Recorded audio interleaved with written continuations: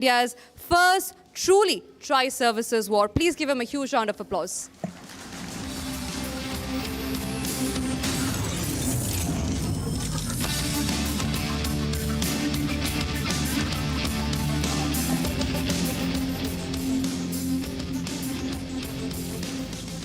Good afternoon, everyone. A very proud and happy Independence Day to each one of you. It's an honor to be amongst all of you, and thanks, Mr. Arnab, for inviting me to represent the Indian Army over here. As our ancient civilization and a young nation celebrates its Independence Day today, this conclave is very apt, a day of reflection and renewed pledge for each one of us. I shall touch upon briefly on nationalism, nation building, and Indian Army's role. And I shall take on questions at the end of my talk. What is nationalism? From my perspective, it's a sense of pride in shared history, values, beliefs, struggles, rooted to an identified territory. Humankind lives on land, and land is the most cherished possession of mankind after his family and community. Shared history and shared struggles play a vital role in unifying a nation. Nationalism is a positive, attractive, and unifying force for good, and yet, if taken to extremes, could have negative fallouts and trigger counter forces. Forging a nation and instilling a deep sense of positive nationalism is a multi-generational project. Just like a garden, it has to be tended and nurtured with care and attention while being ever watchful and remaining open to course corrections. We have to be vigilant against efforts to divide and weaken from both within and without. India, that is Bharat, as Article 1 of our Constitution articulates, is astounding in its diversity as much as its unifying threads, which course through its body powerfully. The cultural osmosis and absorptive character of our nation is amazing. We are by nature inclusivist and embrace the concept of Vasudhaiva Kudumbakam, the world is one family. Mahatma Gandhi, writing in Young India, said, "I want India's rise so that the whole world may benefit. I do not want India to rise on the ruins of other nations." A nation state is a modern concept which came about in the 19th century and is the way the world is largely organized today. A nation state is a living, throbbing organism with destiny in its own hands. The people maketh a nation. As I was traveling around one of the cities a few months back, I saw a bus emblazoned with a big caption, Mera Hak. It made me pause and reflect on what is then Mera Farz. Both rights and duties go hand in hand in building the sinews of our nation. We require a strong sense of commitment, passion, discipline, altruism, and humility towards the cause of our nation. Here, I would like to highlight the role and potential of the National Cadet Corps, the NCC, in instilling a sense of national service, pride, discipline, character, and ethos amongst the youth who are our future. The government has taken an excellent step to increase the strength of NCC from the current 10 lakhs to approximately 17 lakhs, and has increased the enrollments into NCC from the border districts across the country. We must be even more ambitious. For a nation of our size and population, we could strive for 1 crore NCC cadets across all districts and tehsils. Symbols and narratives play a powerful role in nation building. They must be well thought out to unify and build our nation.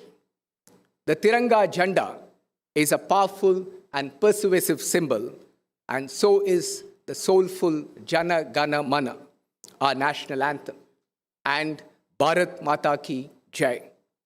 The International Yoga Day, celebrated across the country and the world, is yet another. Cricket and cinema are also fine examples in this regard.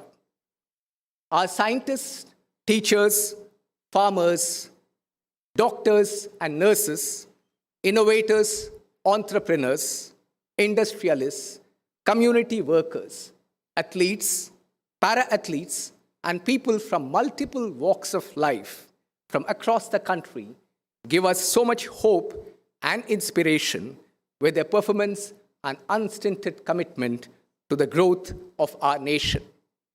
Atmanirbhar, or self-reliance, is a clarion call for action to our nation and a national security imperative as well. Every citizen of our country, from every corner, must come to believe in the idea of our nation and have a solid stake in its progress and vitality. Now let me touch upon where I come from, that is the Indian Army, our nation's army, our people's army. The Indian Army is a microcosm of our nation. 1.5 million defense forces in a population of about 1.5 billion people, 1,000th of our total population. The Indian Defense Forces are a vibrant symbol of our nationalism and nationalistic spirit.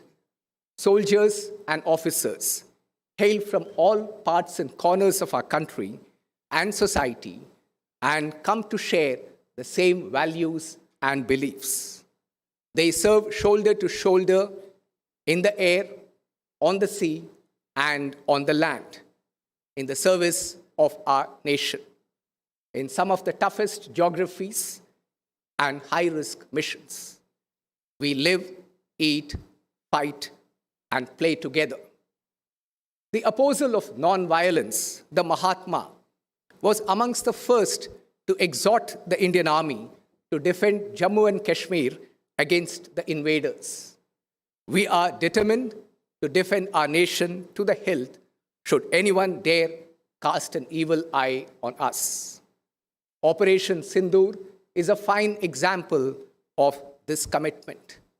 A whole of armed forces, a whole of defense, and a whole of nation approach with deep military-civil fusion is the way forward in exponentially strengthening the defense and security of our nation. Our role of defending the borders and safeguarding the territorial integrity of our nation has taken our troops and officers to the far corners and interiors of our country, from Kashmir to Kanyakumari, Gujarat to Arunachal Pradesh, and to the island territories. This process creates a deep, abiding respect and appreciation of our nation's unity in diversity. And many of our veterans go on and back to their native roots and elsewhere to serve with the same spirit of commitment and nation building.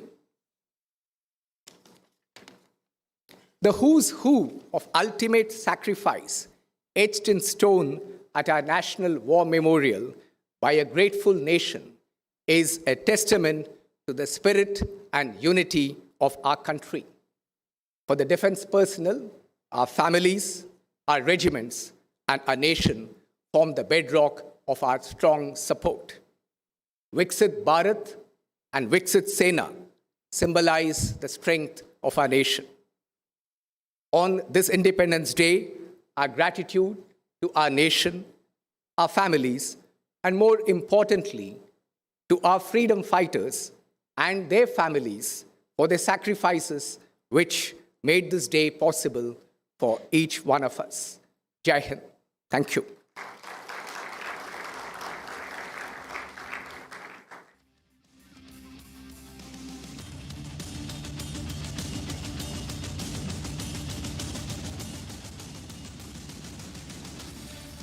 Before we move on to our next session, we are running short on time, but we'll take one question. Just one question that we can take. Yes, Tanvi, thank you very much.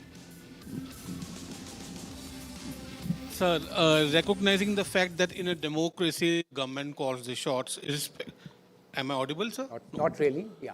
Hello, am I audible now? Yeah, better.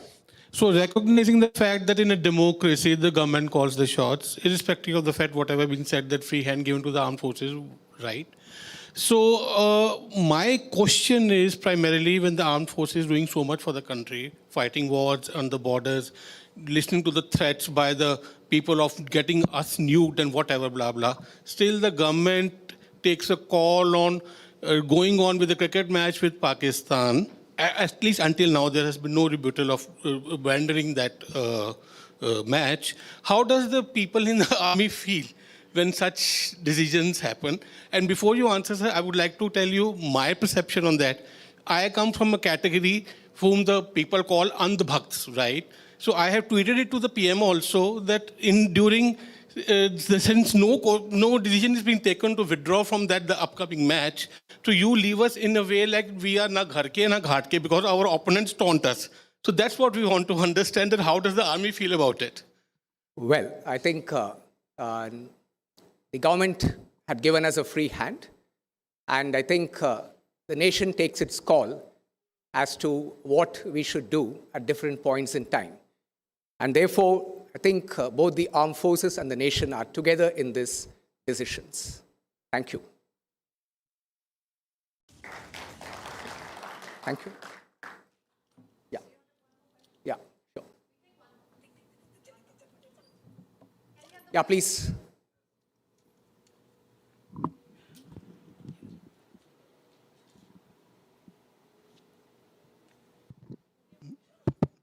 So we are so proud of our army, and we have seen recently, of course, many times we have seen the parakram of army. We have defeated a country like Pakistan multiple times.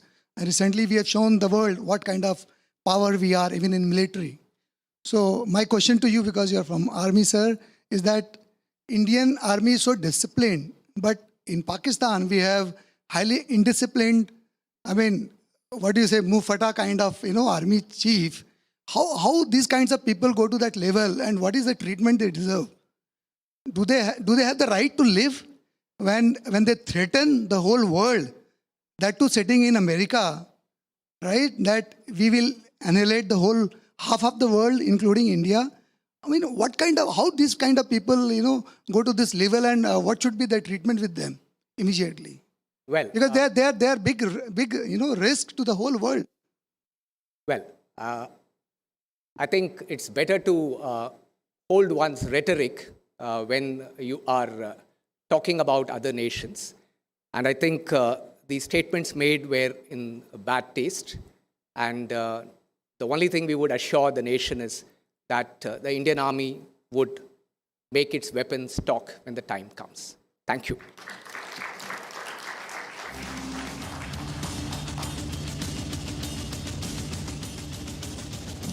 Thank you very much, sir. It was